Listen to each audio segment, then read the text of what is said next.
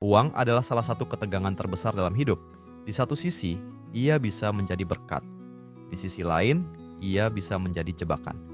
Tetaplah bersama kami, karena hari ini kita akan melihat bagaimana Amsal memberi kita pandangan seimbang tentang kekayaan, mengapa itu patut dihargai, tetapi tidak boleh dipercaya.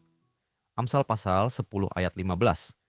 Kota yang kuat bagi orang kaya ialah hartanya, tetapi yang menjadi kebinasaan bagi orang melarat ialah kemiskinan.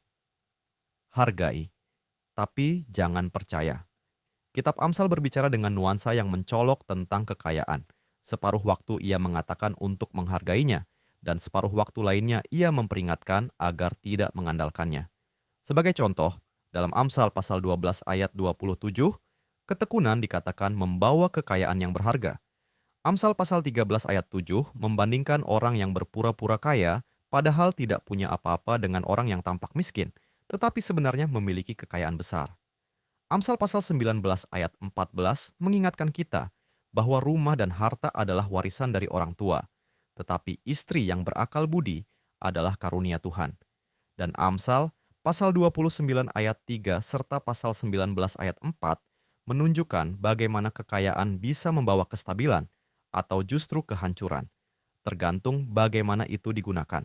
Namun, dalam semua ini, Amsal juga memperingatkan kita untuk tidak menaruh kepercayaan pada kekayaan. Amsal pasal 22 ayat 7 berkata, "Orang kaya menguasai orang miskin, yang berhutang menjadi budak dari yang menghutangi." Dengan kata lain, uang memang kuat, tetapi bukanlah yang utama, dan kemiskinan pun tidak boleh diromantisasi, karena ia membawa bentuk perbudakannya sendiri.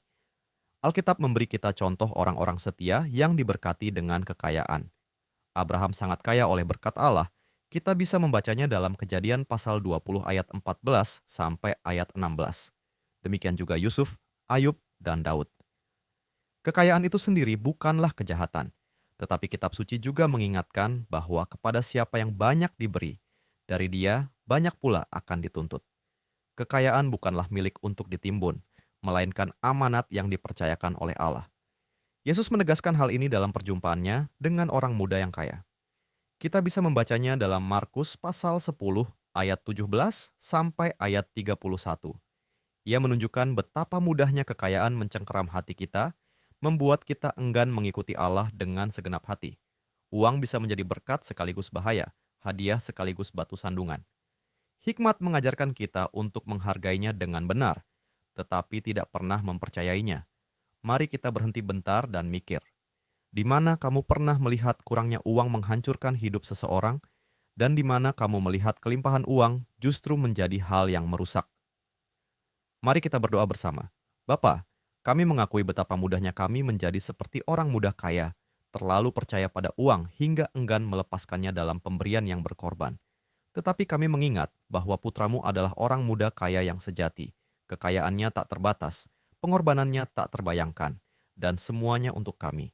Bentuklah kami agar menjadi seperti dia dalam cara kami memandang dan menggunakan uang. Amin. Terima kasih telah bergabung dalam pembelajaran Alkitab hari ini. Jika Anda merasa diberkati melalui firman ini, bagikan kepada keluarga dan teman-teman Anda.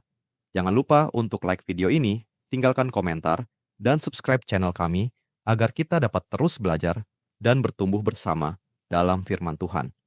Tuhan Yesus memberkati.